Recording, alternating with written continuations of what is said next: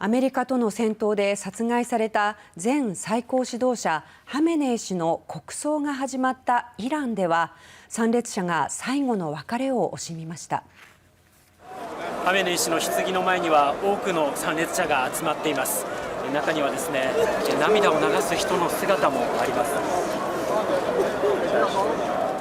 یک ایرانی دوست داشتم که بیام اینجا و یکی از بزرگترین رهبرهای آزادیخواه جهان، نه فقط ایران، نه فقط اسلام، بلکه جهان رو به نظر من مخالف توافق است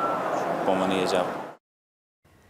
4日からテヘランで始まった国葬では、参列した人からアメリカに復讐するとの意見も多く聞かれました。